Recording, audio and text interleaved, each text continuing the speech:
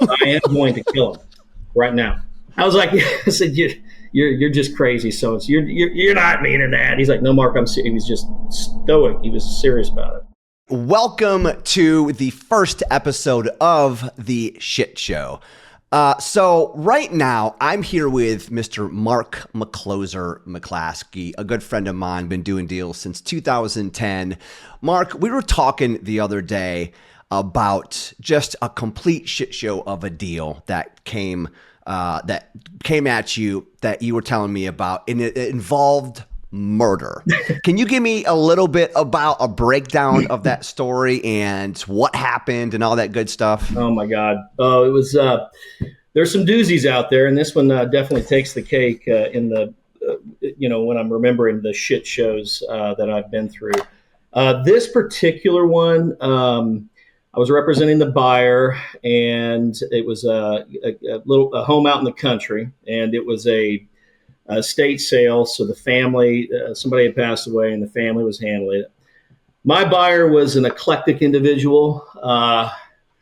What he would do a lot of times when I talked to him on the phone, I said, "What you up to?" He said, "I'm just drinking whiskey. I'm shooting at the moon and howling at the moon. What are you up to?" I'm like, "Well, we got a due diligence request that we need to kind of go over here, and just kind of need to go through that." I mean, the house hadn't been lived in. It was a shit show. The roof needed replaced. And speaking of shit, it was literal shit seeping up from the septic system out in the yard. Oh my God. We walked through it. Okay. Literally walked through shit. And so the septic system needed to be replaced. There was just a bunch of stuff wrong with the house. And of course, we were trying to get it was an FHA type loan. I don't know why I went into that. We had to shift, my God. as you can imagine. We had to switch it to conventional because obviously the house was just a literal shit show. Right. But, just to complicate things, it was just, trying to deal with a family that was, selling the house. The agent on the other side, we rubbed them the wrong way. So, I mean, it was just button heads with everybody the whole way through, Nothing went right with nothing going right with it. And my eclectic buyer was going over to the house every night, not telling me, and watching the house and saying, "I don't want anybody at my house." I'm like, "It's not your house yet. You haven't bought it yet. It's not your house. And you got to tell me if you're going to go over there. I got to block this out." "Well, nobody lives there, and I'm just going to look out." "No, please, dude, just stop going." Well, one night he was there, and it was probably maybe 8:30 at night. He parked his pickup truck down the road, and he was watching the house. And of course, the family members were coming by just checking on it. And they drove up past him, and they start calling their realtor saying, "Hey, somebody's here." He's texting me saying, "I see these people." And he called me and he says, "Hey, Mark, I just want you to know, I told you I didn't want anybody here." I'm like, "Well, hey, look, it's not your house." We went through that again. He said, "Look, if they don't leave," he says, "I am going to shoot them. I brought my gun. I brought my shotgun, and I am going to kill them. I'm going to kill them." And he said, "I'm telling you this because I want you to know I'm not going to, I'll be complicit with the authorities. I'll say you had nothing to do with it. I am going to kill them right now." I was like, I said, "You're just crazy. So you're not meaning that." He's like, "No, Mark, I'm serious." He was just stoic. He was serious about it. He said, plus, he said, "That's kind of always been my retirement plan." He says, going to jail, getting 3 square meals a day and all the Bubba Lovin' I can get. He goes, "It sounds like a pretty good retirement plan to me." I mean, this guy couldn't rub 2 nickels together, but I was trying to help get him a house. Wow. So I had to call the listing agent and say, "Hey, look, man, I'm just letting you know, you need to tell the people to leave because my guy's there. He's literally telling me he's going to murder them with his gun." He brought his gun. So I'm just trying to avoid any kind of thing happening. "Oh, I don't think you're serious about that." I said, "No, he's serious. You better call him right now." So he called him. They left. They drove out. Nobody got murdered, thankfully. But it was, I mean, for me to say it now, it doesn't really maybe come across right, but it was kind of scary. He was really I bet, dude. serious about it. And anyway, I think what we had to do is, if I remember right, me and the other agent split some costs. We got the septic done. The seller turned in a claim on the roof. We had to get the roof. I mean, it was just, the whole thing was awful. In fact, I think I've got PTSD just talking about it right It sounds like, I mean, I'd have PTSD from a transaction like that. My God. You almost were involved literally in a murder. Yeah.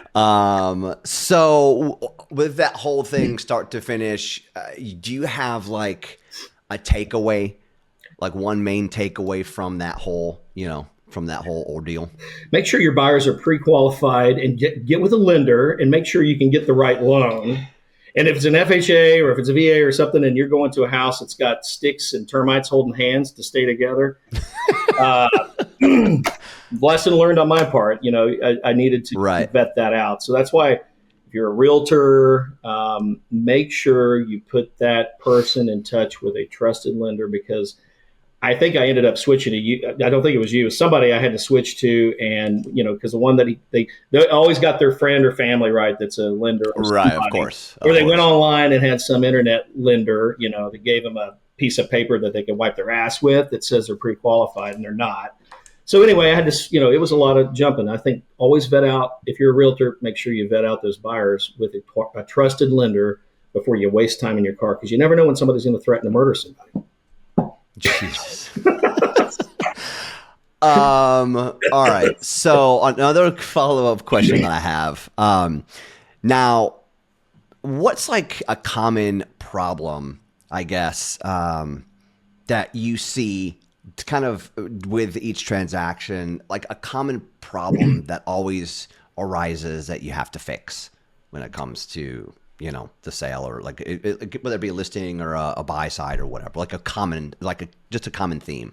Common theme, I think, for the most part, it's well, these days it's a lot of times the appraisals, right? The appraisals can be a big issue. With prices going up, and you negotiate, you get it under contract. Sometimes the appraisal can be a real big issue. And then, for the realtor side, I know this doesn't, unless it's an FHA or VA, you don't get into the repairs as a lender too much, but the repairs, we get into repairs, you get the inspection done. Right.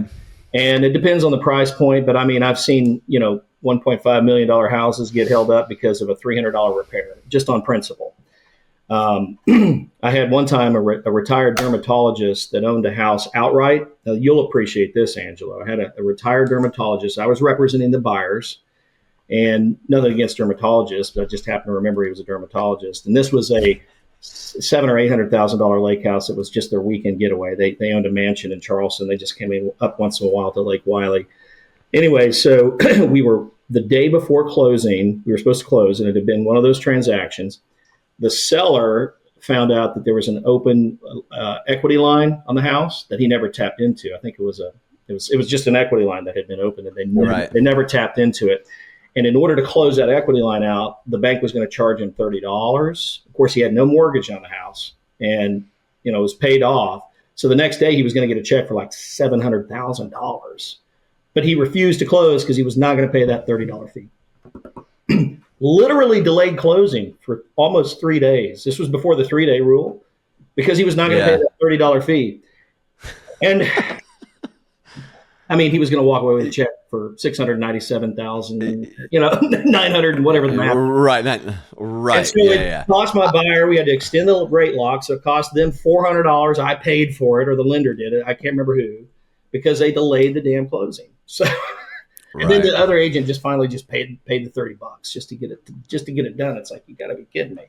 So you never know what's good. It's just people get hung up on the stupidest thing. But I don't know if that answers your question. But that was one that's no, that does. And you bring up HELOCs. HELOCs, when you get a payoff for a HELOC, it's not like a regular mortgage payoff. Right. It's an account payoff and closure letter, right. And so they have to make sure that it hasn't been drawn against, and there's got to be a letter that's got to be written, and there's usually a fee involved. So I get that. And a lot of times it's done incorrectly, where, it's if they do it too soon, then the bank has to send basically the satisfaction to the county, which could take 30 days. And so you have to do it at the correct time. You have to do it at closing instead of like prior to closing, because it could definitely just derail the whole transaction. Yep. So HELOCs, whenever I hear somebody wants to subordinate a HELOC or they have a HELOC, I just cringe, because there's just so much shit that could come from it. All right, man. So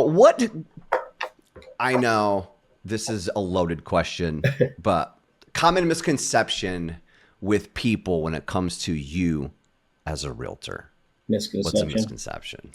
Misconception that I don't know. I have to think about that. I'd say probably I cut corners and go into the gray area. Oh, that guy is shady. You got to watch out. He gets creative.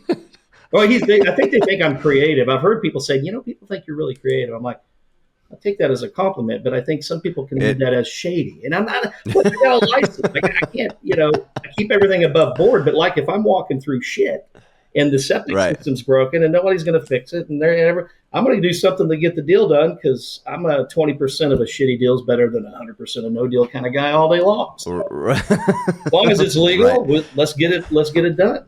Man, I don't know if that says much. I love it, man. You see all kinds of stuff happen. I mean, and then I think another thing to your questions, you see people do stupid things with their finances 2 weeks before closing or a week before closing.